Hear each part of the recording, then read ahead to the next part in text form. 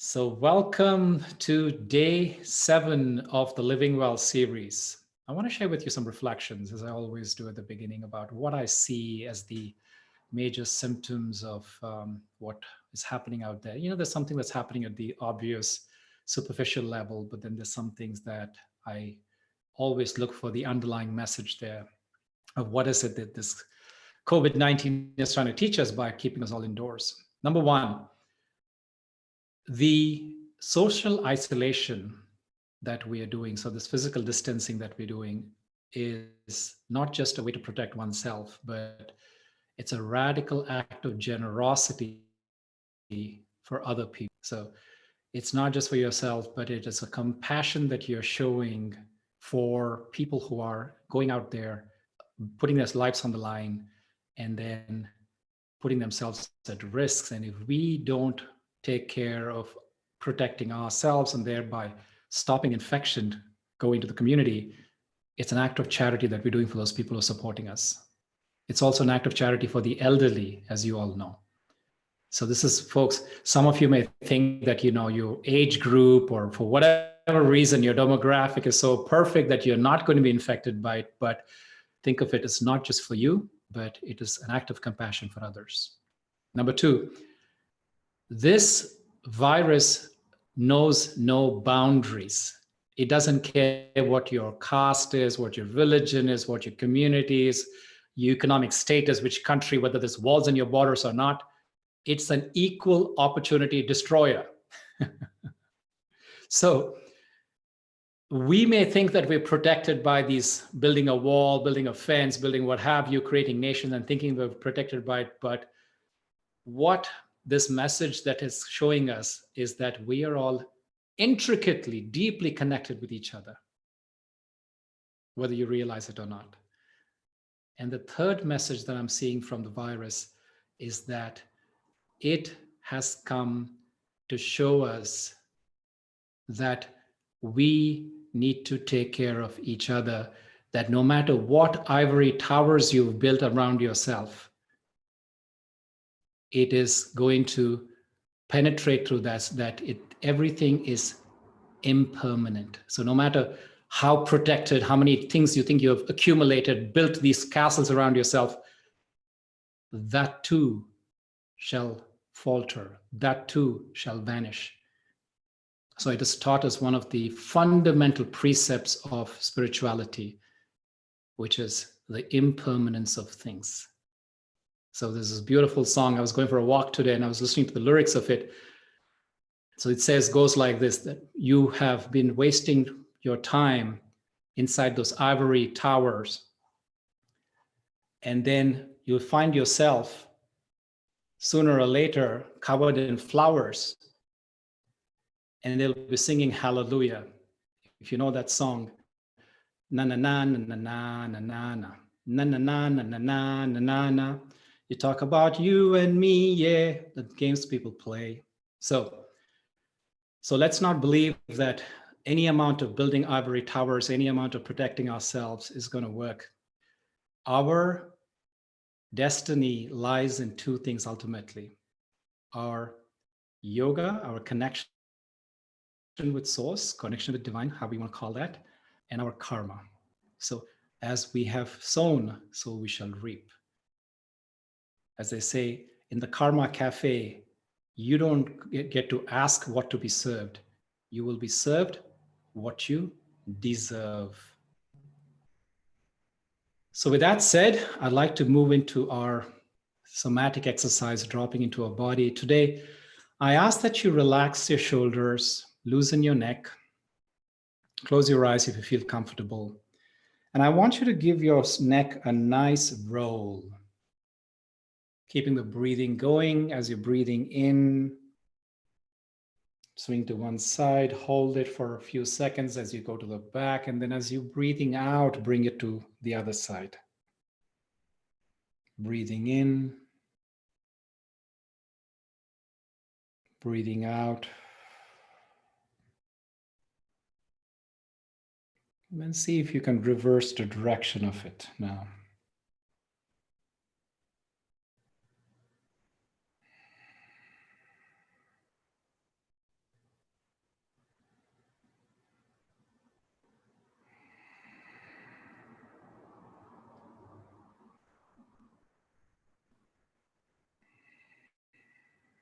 And then find your center.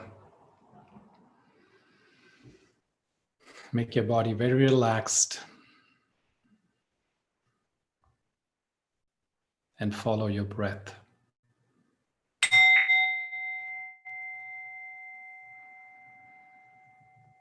Take in some deep, comfortable breaths into your belly.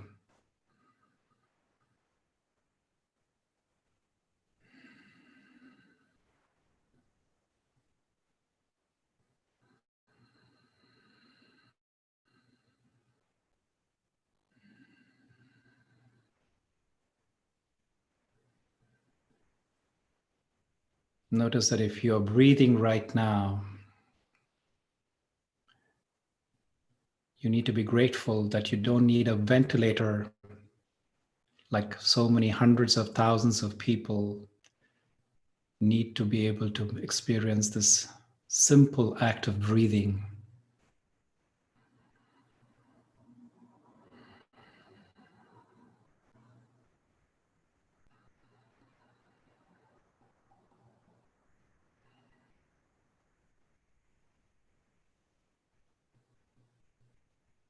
Notice that breathing is life happening by itself. You don't need to put any force into it.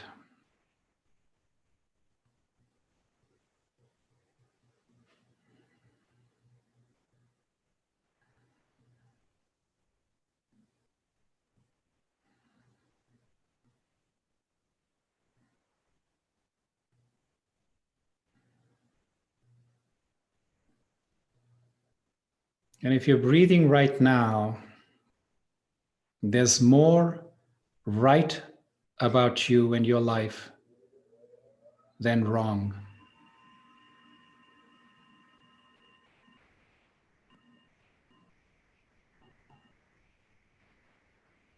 So then, can we pour our energy into what is right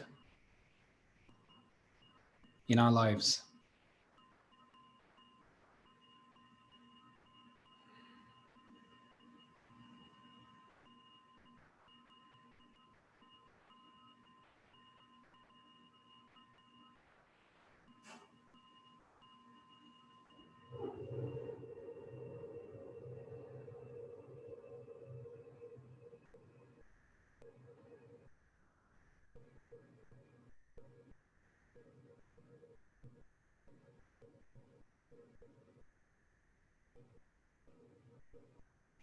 As you begin to slow down,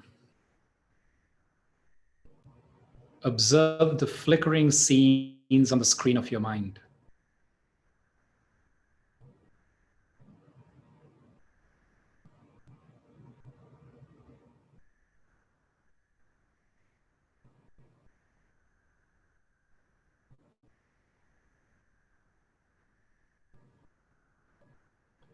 Recall the last time that you did not get what you wanted,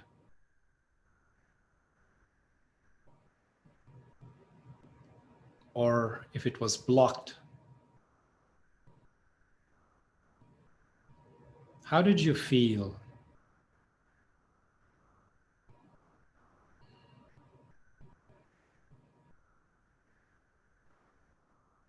Most likely, you automatically started to think your happiness and satisfaction are being denied by the other.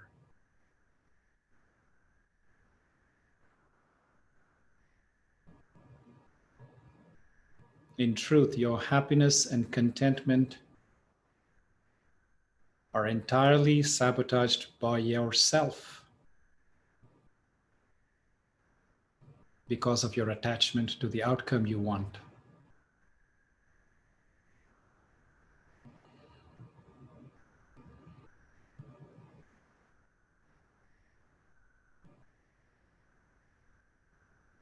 But if you think your happiness is being denied by them, you will blame them,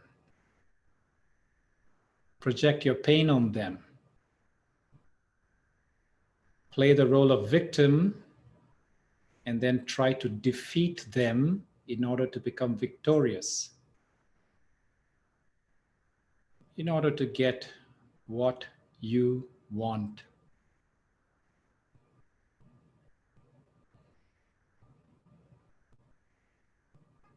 Such is the basis of all conflict and all war.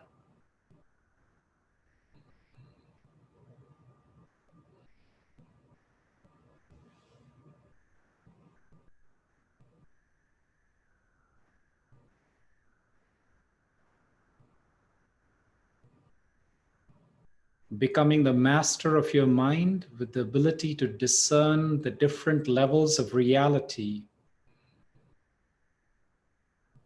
requires a practice of detached observation.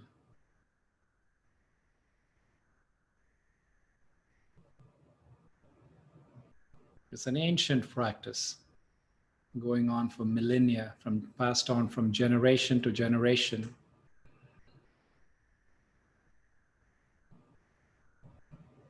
It is the practice of becoming aware of oneself as the observer of everything.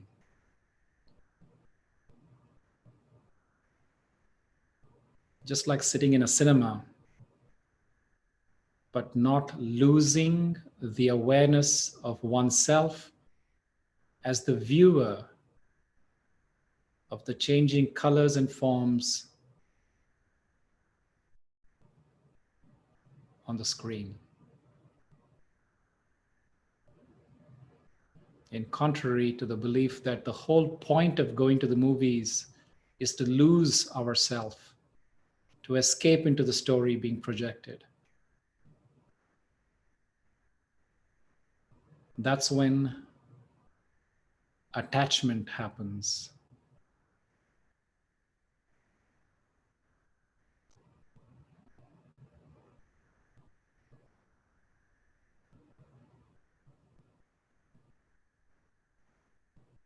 I, the being, become aware that I'm simply observing whatever is happening on the screen of my mind.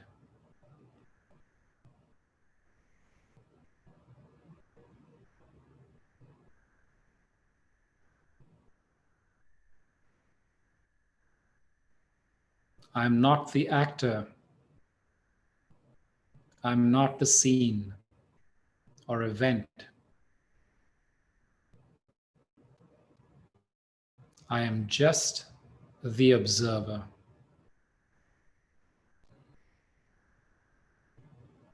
Sitting back and watching.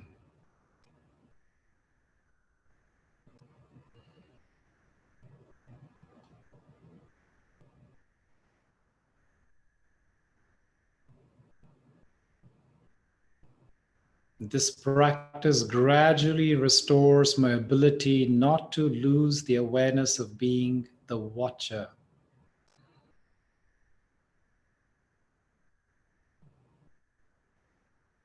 the witness.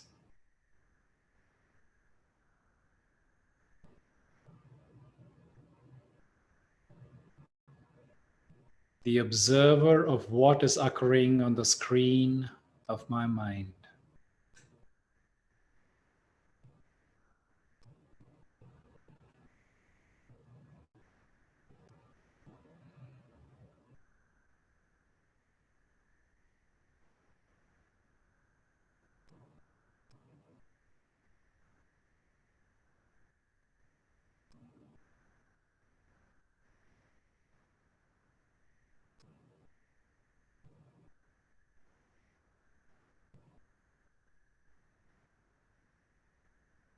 As you do this practice, you may notice two things. First, you may notice an inner peacefulness, a stability,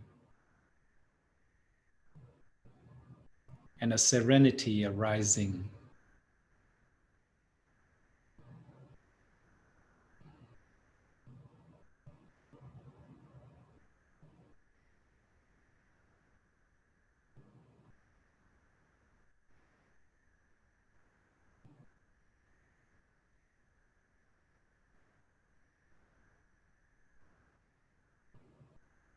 And the second is a growing awareness of yourself as the master of your life, instead of being at the mercy of others or other events.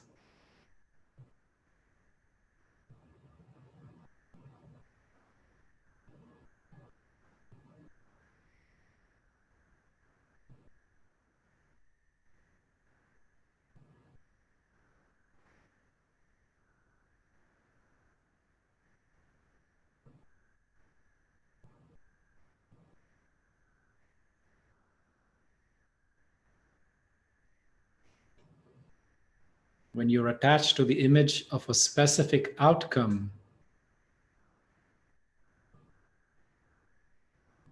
or when you're attached to the idea that the other has to change,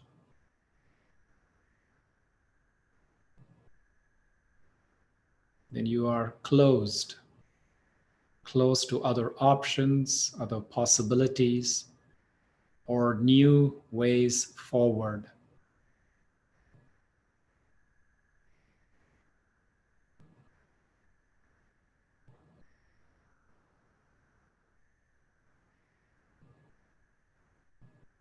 It shuts your door to creativity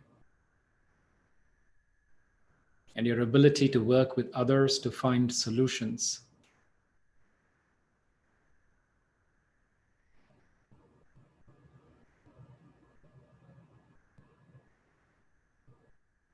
Before we can resolve conflict, it's necessary to dissolve our part of the conflict. That means the art of detachment.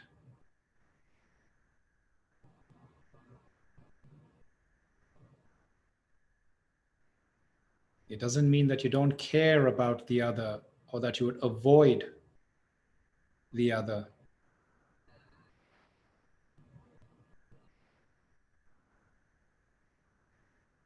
In fact, it's only possible to extend care and connect authentically when you are not attached to anything.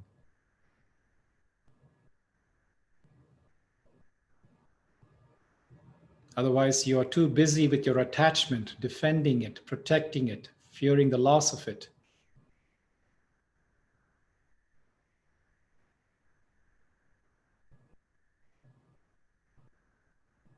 And in that mental busyness, you're less able to connect with the other openly,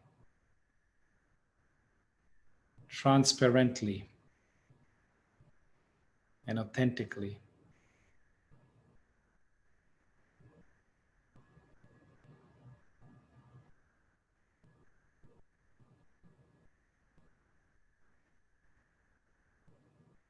Detachment opens me up to a deep and authentic connection.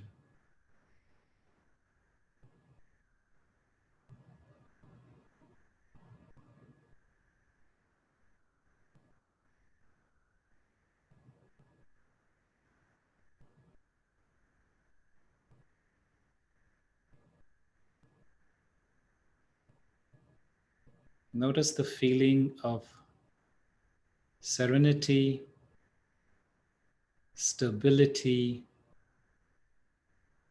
and a sense of mastery over your life setting in.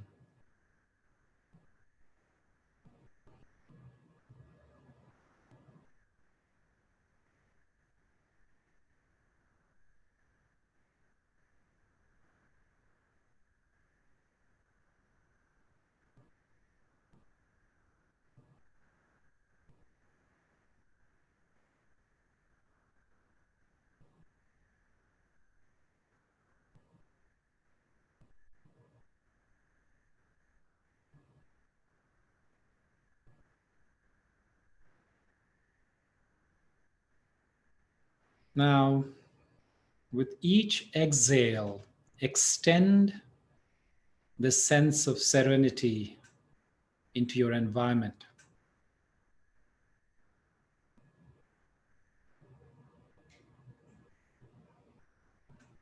Share this feeling as an act of compassion to those around you, starting with your home.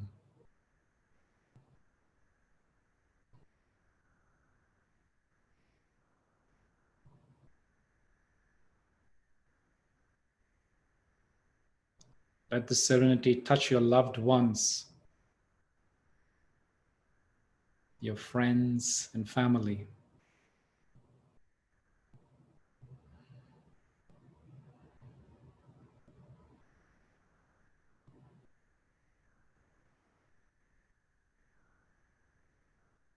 And let this extend out further into your neighborhood.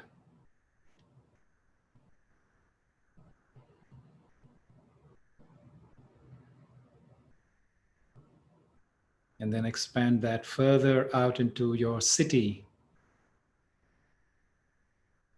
May all living beings in my city feel this serenity.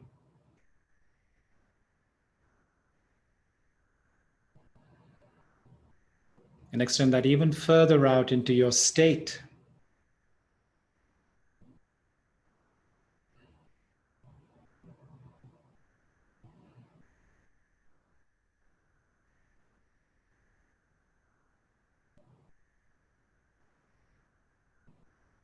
And then into the country.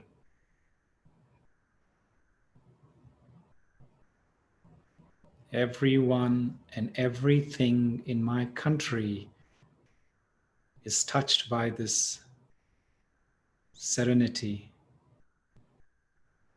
that's emerging from within me.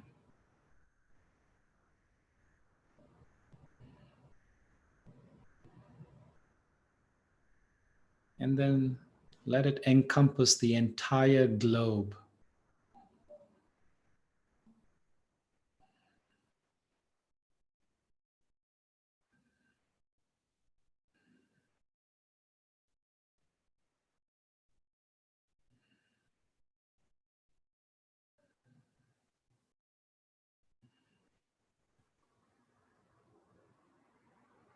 And I want you to visualize your future self. Yourself tomorrow, next week, next month, next year, as far into the future as you possibly can.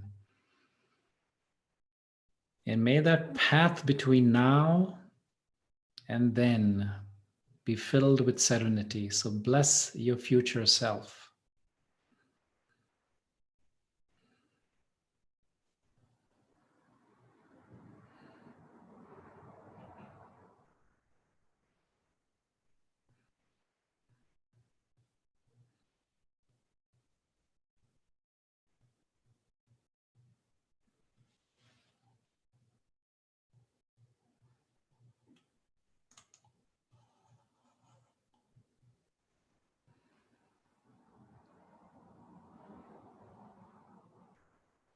Now, I want you to ask yourself this question.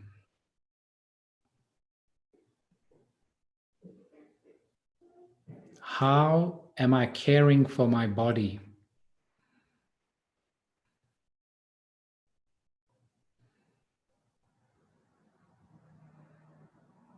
How am I moving my body today?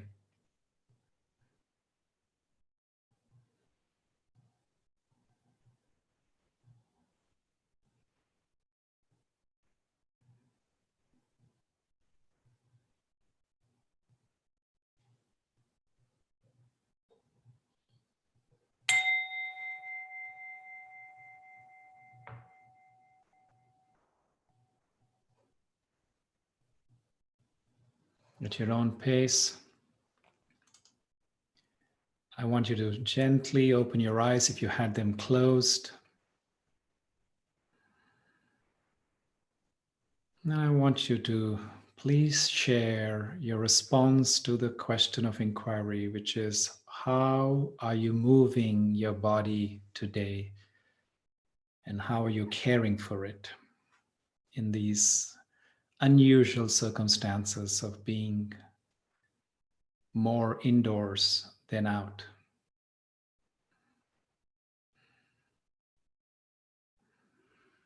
So go ahead and give me some responses in the chat window, but also I want you to, as the answers are coming in, I'm going to read them, but go ahead and formulate your questions, and you can put them, if you're ready, into the Q&A section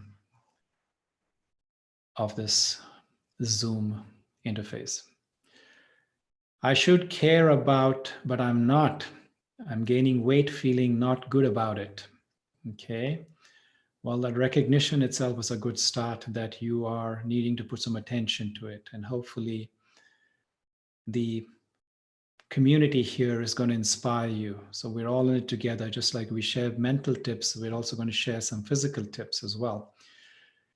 So being very gentle with myself, Ranjani, thank you. Exercising on my cross trainer and yoga and going for a walk. Fantastic. Thank you, Asha. With gratitude, embracing all opportunities to be healthy. Yes, I go for 1 hour walks daily. Good job, Joe. Doing my yoga stretches and going for a walk. Vanchika, excellent. Online yoga and hiking. Yes, there's plenty of opportunity to do that. Lots of teachers are now teaching their content online. I take one strength training class online as well from my instructor from the gym.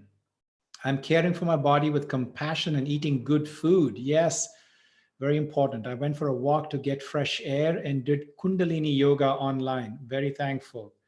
I'm glad you did that. Good investment in your body.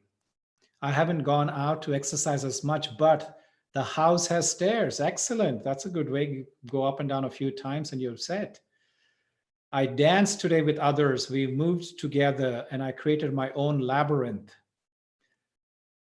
Improvisation. Excellent. Okay. Online dance classes. Okay. Is challenge with friends to keep each other motivated. Joined a challenge. Excellent. Okay. Walking and hiking every day. Yes, excellent. Okay. Sitting in silence, listening to the bird's voice. That can be beautiful too. Yes, sometimes maybe we need the other one, which is we are too active and we need to slow down. All right. So now I'm going to go ahead and see what kind of questions. So I have a question here. Diksha is asking the question, how different is the detachment you explained from Buddha's principle of non-attachment? I believe it's the same thing. So Buddha's philosophy, one of his premises is that suffering is the root of, attachment is the root of all suffering. And so what we did today is an act of separation with the analogy we used as if we're sitting inside a movie theater. Okay, and don't ever forget that the flickering on the screen is not me. The actors are not me. The scenes, the plots are not me. The theater is not me. The chair is not me. I am but a detached observer. So it's very much aligned with that. Can I ask a question in voice? Sorry, no. I think everybody voted for this to be just a chat-based Q&A. So we're going to honor that. So let's keep going. More, 700 stairs more is not always, 700 stairs more is not always better. Well, it's better if you can do 700 stairs. Excellent. Yeah. So let's see, if you don't do 700 stairs and you do 100, I don't think your body is going to complain. It's going to take what it gets. Okay, let's see. How does one enjoy going out when it's so unknown it is, if it is safe? Well, that's why we have Dr. Fauci getting on TV every day, and we have experts, doctors who are commenting on it, and we have CDC giving us guidelines and saying, if you're keeping your safe distance and if you're keeping yourself sanitized, it is safe to go out outside in the sun. So remember what we talked about yesterday, physical distancing, and being very mindful about that. So yes, you can have 6 feet of space, but if you're in a closed environment and have people who are coughing into your face, or if you are sick and you could be the vector, it's something that you need to be very cautious of, and you obviously want to avoid those circumstances. But Getting out has been highly recommended by all of the experts as far as I've seen. Okay, next question. How can I support a family member who is fearless, which is good, but denying the existence of corona? Well, like we have people who deny the existence of climate change. We have people who deny the existence of karma and laws and fundamental, laws of the universe. And how you're going to tell, you can only tell them. It's up to them whether they're going to accept. So you can't force it. I think there's enough. If the person, whoever this is denying the existence of coronavirus, even with the entire world coming to a grinding halt, then I don't think, Saida, you can do anything about it. It's just sometimes you just have to let things be and you have to find your peace with it. Because what will happen is when somebody's so pachyderm about it, right? Thick skin about it, for whatever reason. I mean, they can have their own reasons why they're not going to yield to this information and this warnings, but that's going to affect you, because what you will be trying to do is you will be trying to explain, open these people's eyes up, but what will happen is that it's not going anywhere, so you'll get frustrated. And so I talked about the progression, how it will turn to anger, and anger will turn to hatred, and hatred will turn to anxiety, and then depression, and so on. So please don't get yourself into that thing. Yes, information is important, and influencing through your own protection, through your own example is important, but then after that, we're not here to convince and change anybody. We cannot change anybody. That's one of the fundamental laws that I've learned on the spiritual path. Okay, next question. Even though calm most of the time, today was anxiety driven. How to control these feelings? Well, that's why you're here, Sandra. So one thing that you've done well is, regardless of what else happened, for any other reason that you were triggered by these feelings of anxiety, you came here to this living well, to this conversation. And what happens in an environment like this is, no matter how you're feeling, you're going to pick up the vibrations of the community, right? So that's the power of the company. It's an age-old philosophy of why communing is important, is that you come here and you pick up from the well. You pick up from the ambient energy from these people. And so as you walk away from today, and you're going to find yourself probably challenged with keeping the sense of serenity which we were able to cultivate in this 20 minutes of meditation. And then if you find yourself being triggered or drawn into that old way into anxiety, try to pull yourself back just at that moment for a second. Take a breath. Go within and observe the theater in the screen of your mind, right? See what's happening and notice, I am observing whatever shall arise on the screen shall disappear. Whatever appears shall fade away. I do not attach. I'm just observing. And a very important technique, I tell you, breathing is one, observing is one. The third thing is naming it. Naming that I am feeling anxious. So sometimes what happens is it's all too easy to distract oneself and say, well, wait, I'm feeling this thing, so let me go get some coffee, let me go get some chocolate, let me go online and see if I can buy something on Amazon, what have you. That's denial. That's not going to help you to overcome that feeling. What will help you is to observe and just take a moment to sit with it and say, what is it? And then you can see it and name it and say, okay, I'm feeling anxiety, I'm feeling frustration, I'm feeling anger, whatever it is. Then you'll have the capability of looking beneath the veneer of what that is. So there is a causation. So what is causing that? So that will be a realization that you can pick up from that observation. So awareness, realization, then you have the power to transform. Right? So try that today.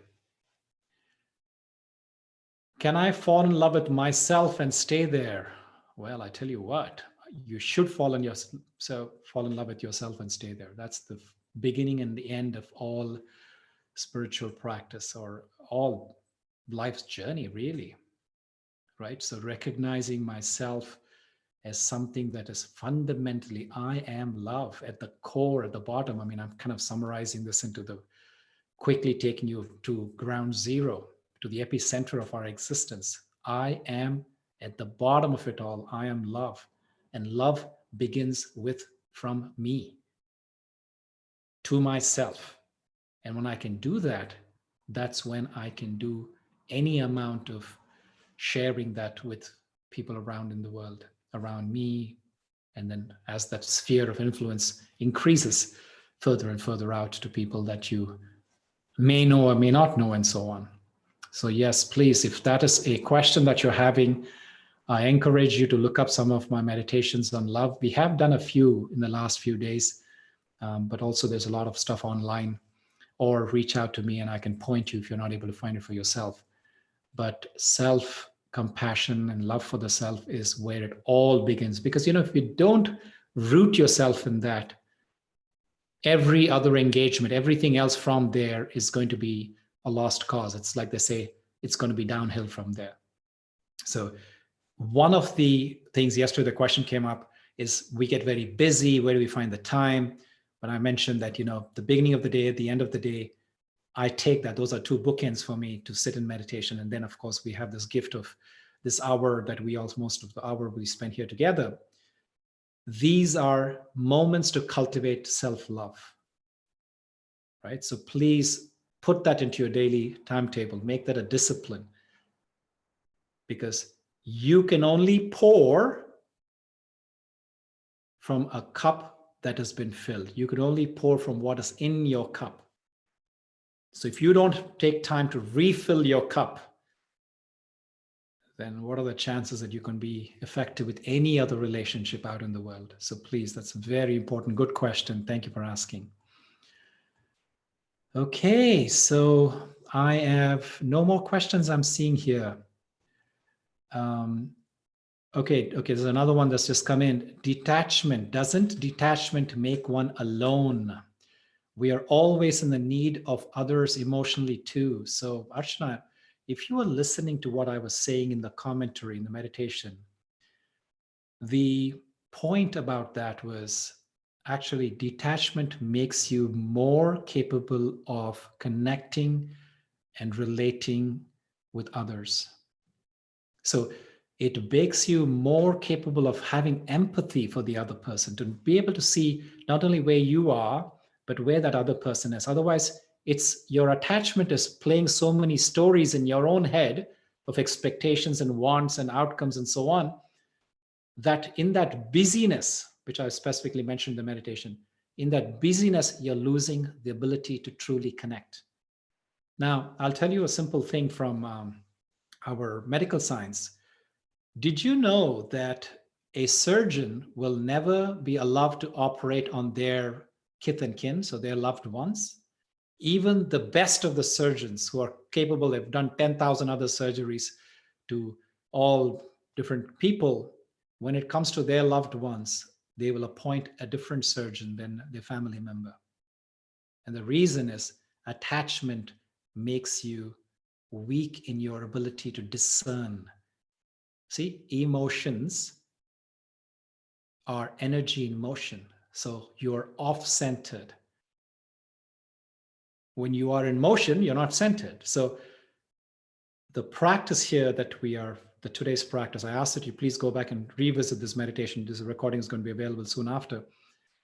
Is please play it back as many times as you need to, but it's very important to practice the art of detachment in order not to be alone.